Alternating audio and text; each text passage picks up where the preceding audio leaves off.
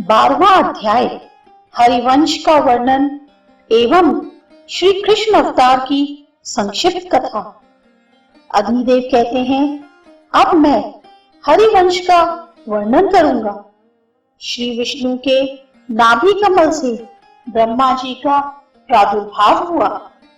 ब्रह्मा जी से अत्रि, अत्रि से सोम, सोम से पुरुरवा उत्पन्न हुए, पुरुरवा से आयु, आयु से नहुष तथा नहुष से ययाति का जन्म हुआ।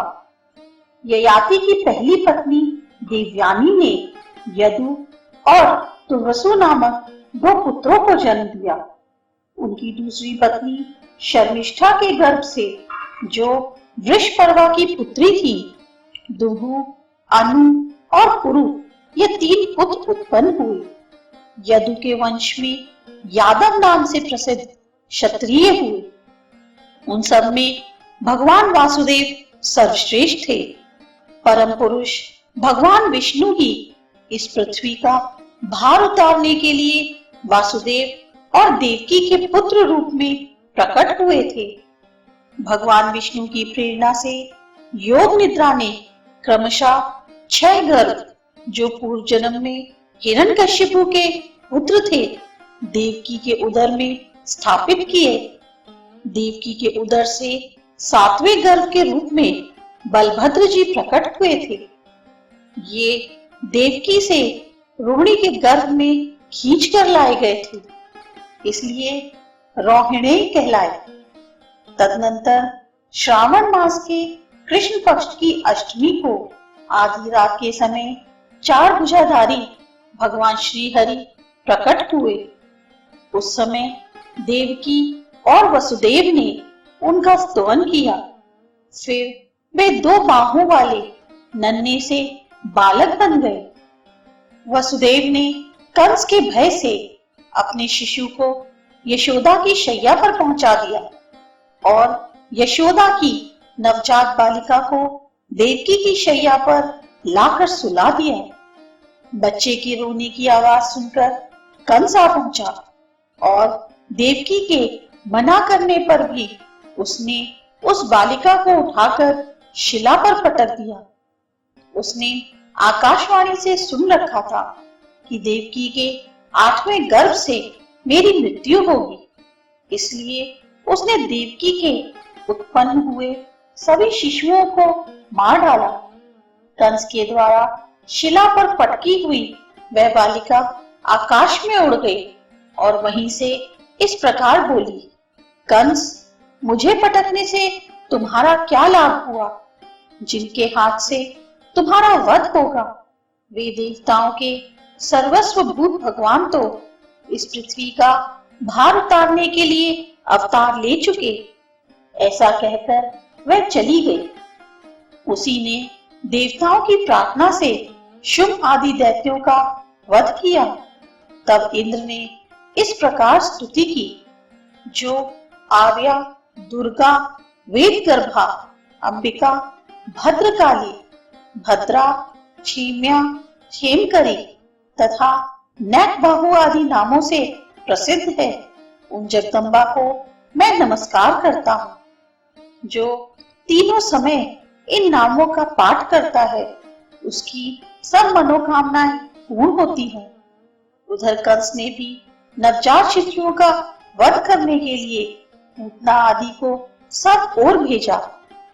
कंस आदि से डरे हुए वसुदेव ने अपने दोनों पुत्रों की रक्षा के लिए उन्हें गोकुल में यशोदापति नंद जी को सौंप दिया था। वहां बलराम और श्री कृष्ण दोनों भाई गौ तथा ग्वाल बालों के साथ विचरा करते थे। यद्यपि वे संपूर्ण जगत के पालक थे, तो भी वज्र में गोपालक बनकर रहे। एक बार श्री कृष्ण के उद्यम से तंग आकर मैया यशोदा ने उन्हें रस्सी से उखल में बांध दिया। वे उखल घसीटते हुए 2 अर्जुन वृक्षों के बीच से निकले। इससे वे दोनों वृक्ष टूटकर गिर पड़े। एक दिन श्री कृष्ण एक छकड़े के नीचे सो रहे थे। वे माता का स्तनपान करने की इच्छा से अपने पैर फेंक फेंक कर रोने लगे। उनके पैर का हल्का सा आघात लगते ही छकड़ा उलट गया। पूतना अपना स्तन पिलाकर श्री कृष्ण को मारने के लिए उद्यत थी, किंतु श्री कृष्ण ने ही उसका काम तमाम कर दिया। उन्होंने वृंदावन में जाने के पश्चात कालियानाग को परास्त किया और उसे यमुना के कुंड से निकलकर समुद्र में भेज दिया। बलराम जी के साथ जा गधे का रूप धारण कर वे धेनुकासुर को मारकर उन्होंने तालवन को क्षेम युक्त स्थान बना दिया तथा वृषभ रूपधारी अरिष्टासुर और अश्व रूपधारी केशी को मार डाला। फिर श्री कृष्ण ने इंद्रयाग के उत्सव को बंद कराया और उसके स्थान में गिरिराज गोवर्धन की पूजा प्रचलित की। इससे कुपित हो इंद्र ने जो वर्षा आरंभ की, उसका निवारण श्री कृष्ण ने गोवर्धन पर्वत को धारण करके किया। अंत में महेंद्र ने आकर उनके चरणों में मस्तक झुकाया और उन्हें गोविंद की पदवी दी। फिर अपने पुत्र अर्जुन को उन्हें सौंपा। इससे संतुष्ट होकर श्री कृष्ण ने पुनः इंद्रयाग का भी उत्सव कराया। तदनंतर एक दिन वे दोनों भाई कंस का संदेश लेकर आए हुए अक्रूर के साथ रथ पर बैठकर मथुरा चले गए। जाते समय श्री कृष्ण में अनुराग रखने वाली गोपियां, जिनके साथ वे भांति भांति की मधुर लीलाएं कर चुके थे, उन्हें बहुत देर तक निहारती रही। मार्ग में अक्रूर ने उनकी स्तुति की। मथुरा में एक रजक को, जो बहुत बढ़ बढ़कर बातें बना रहा था, मारकर श्री कृष्ण ने उससे सारे वस्त्र ले लिए। एक माली के द्वार पर उन्होंने बलराम जी के साथ फूल की मालाएं धारण की और माली को उत्तम वर दिया। कंस की दासी कुब्जा ने उनके शरीर में चंदन का लेप कर दिया। इससे प्रसन्न होकर उन्होंने उसका कुबड़ापन दूर कर दिया, उसे सुडौल एवं सुंदरी बना दिया। आगे जाने पर रंगशाला के द्वार पर खड़े हुए कुवलयापीड़ नामक मतवाले हाथी को मारा और रणभूमि में प्रवेश करके श्री कृष्ण ने मंच पर बैठे हुए कंस आदि राजाओं के समक्ष चारू नामक मल्ल के साथ कुश्ती लड़ी और बलराम ने मुष्टिक नाम वाले पहलवान के साथ दंगल शुरू किया। उन दोनों भाइयों ने चारू, मुष्टिक तथा अन्य पहलवानों को भी मार गिराया। तत्पश्चात श्री हरि ने मथुरापति कंस को मारकर उनके पिता उग्रसेन को यदुवंशियों का राजा बनाया। कंस के दो रानियां थी, आस्ती और प्राप्ति। वे दोनों जरासंध की पुत्रियां थी। उनकी प्रेरणा से जरासंध ने मथुरापुरी पर घेरा डाल दिया और यदुवंशियों के साथ बाणों से युद्ध करने लगा। बलराम और श्री कृष्ण जरासंध को परास्त करके मथुरा छोड़कर गोमन पर्वत पर चले आए और द्वारका नगरी का निर्माण करके वहीं यदुवंशियों के साथ रहने लगे। उन्होंने युद्ध में वासुदेव नाम धारण करने वाले पौंड्रक को भी मारा तथा भूमिपुत्र नरकासुर का वध करके उसके द्वारा हर कर लाई हुई देवता, गंधर्व तथा यक्षों की कन्याओं के साथ विवाह किया। श्री कृष्ण के 16,008 रानियां थी, उनमें रुक्मणी आदि प्रधान थी। इसके बाद नरकासुर का दमन करने वाले भगवान श्री कृष्ण सत्यभामा के साथ गरुड़ पर आरूढ़ हो स्वर्गलोक में गए। वहां से इंद्र को परास्त करके रत्नों सहित मणि पर्वत तथा पारिजात वृक्ष उठा लाए और उन्हें सत्यभामा के भवन में स्थापित कर दिया। श्री कृष्ण ने सांदीपनी मुनि से अस्त्र शस्त्रों की शिक्षा ग्रहण की थी। शिक्षा पाने के अनंतर उन्होंने गुरु दक्षिणा के रूप में गुरु के मरे हुए बालक को लाकर दिया था। इसके लिए उन्हें पंचजन नामक दैत्य को परास्त करके यमराज के लोक में भी जाना पड़ा था। वहां यमराज ने उनकी बड़ी पूजा की थी। उन्होंने राजा मुचुकुंद के द्वारा काले यवन का वध करवा दिया। उस समय मुचुकुंद ने भी भगवान की पूजा की।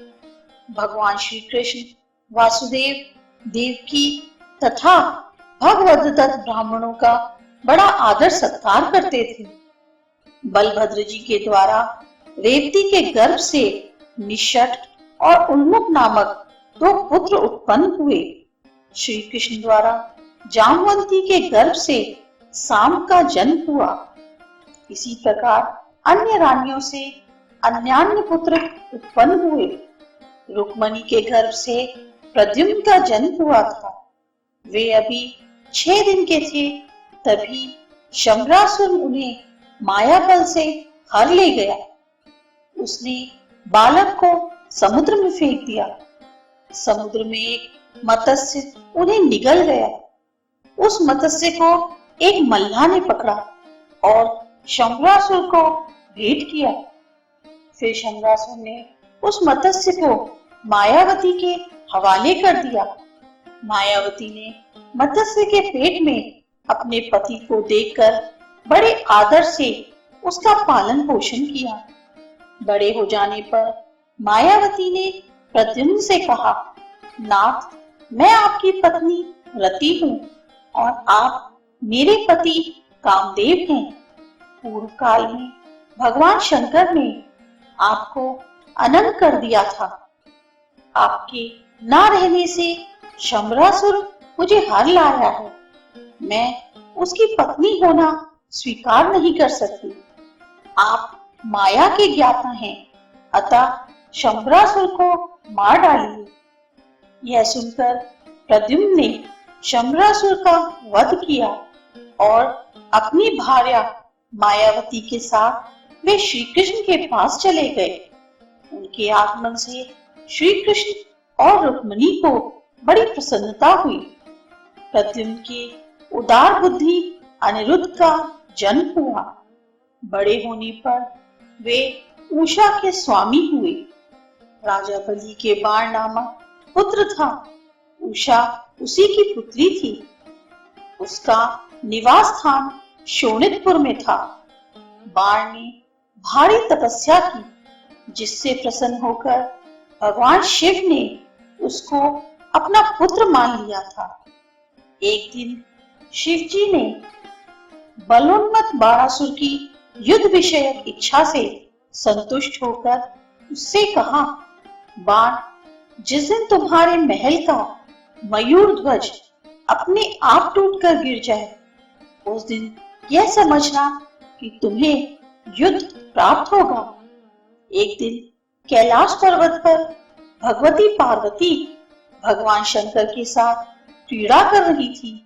उन्हें देखकर उषा के मन में भी पति की अभिलाषा जागृत हुई। पार्वती जी ने उसके मनोभाव को समझकर कहा, वैशाख मास की द्वादशी तिथि को रात के समय स्वप्न में जिस पुरुष का तुम्हें दर्शन होगा, वही तुम्हारा पति होगा। पार्वती जी की यह बात सुनकर उषा बहुत प्रसन्न हुई। उक्त तिथि को जब वह अपने घर में सो गई, तो उसे वैसा ही स्वप्न दिखाई दिया। उषा की एक सखी चित्रलेखा थी। वह बाणासुर के मंत्री कुंभान की कन्या थी। उसके बनाए हुए चित्रपट से उषा ने अनिरुद्ध को पहचाना कि वे ही स्वप्न में उससे मिले थे। उसने चित्रलेखा के ही द्वारा श्री कृष्ण पौत्र अनिरुद्ध को द्वारका से अपने यहाँ बुलवाया। अनिरुद्ध आए और उषा के साथ विहार करते हुए रहने लगे। इसी समय मयूर ध्वज के रक्षकों ने बाणासुर को ध्वज के गिरने की सूचना दी। फिर तो अनिरुद्ध और बाणासुर में भयंकर युद्ध हुआ। नारद जी के मुख से अनिरुद्ध के शोणितपुर पहुंचने का समाचार सुनकर भगवान श्री कृष्ण प्रद्युम्न और बलभद्र को साथ ले गरुड़ पर बैठकर वहां गए और अग्नि एवं माहेश्वर ज्वर को जीतकर शंकर जी के साथ युद्ध करने लगे। श्री कृष्ण और शंकर में परस्पर बाणों की आघात प्रत्याघात से युक्त भीषण युद्ध होने लगा। नंदी, गणेश और कार्तिकेय आदि प्रमुख वीरों को गरुड़ आदि ने तत्काल परास्त कर दिया। श्री कृष्ण ने जम्भानास्त्र का प्रयोग किया, जिससे भगवान शंकर जम्हाई लेते हुए सो गए। इसी बीच में श्री कृष्ण ने बाणासुर की 1000 भुजाएं काट डाली। जम्रास्त्र का प्रभाव कम होने पर शिव जी ने बाणासुर के लिए अभय दान मांगा। तब श्री कृष्ण ने 2 भुजाओं के साथ बाणासुर को जीवित छोड़ दिया और शंकर जी से कहा। श्री कृष्ण बोले, भगवान, आपने जब बाणासुर को अभय दान दिया है तो मैंने भी दे दिया। हम दोनों में कोई भेद नहीं है। जो भेद मानता है वह नरक में पड़ता है। अग्निदेव कहते हैं, तदनंतर शिव आदि ने श्री कृष्ण का पूजन किया। वे अनिरुद्ध और उषा आदि के साथ द्वारका में जाकर उग्रसेन आदि यादवों के साथ आनंद पूर्वक रहने लगे। अनिरुद्ध के वज्र नामक पुत्र हुआ। उसने मार्कंडेय मुनि से सब विद्याओं का ज्ञान प्राप्त किया। बलभद्र जी ने प्रलंबासुर को मारा, यमुना की धारा को खींचकर फेर दिया, द्विविद नामक वानर का संहार किया तथा अपने हल्के अग्रभाग से हस्तिनापुर को गंगा में झुकाकर कौरवों के घमंड को चूर चूर कर दिया। भगवान श्री कृष्ण अनेक रूप धारण करके अपनी रुक्मणी आदि रानियों के साथ विहार करते रहे। उन्होंने असंख्य पुत्रों को जन्म दिया। जो इस हरिवंश का पाठ करता है वे संपूर्ण कामनाएं प्राप्त करके अंत में श्री हरि के समीप जाता है।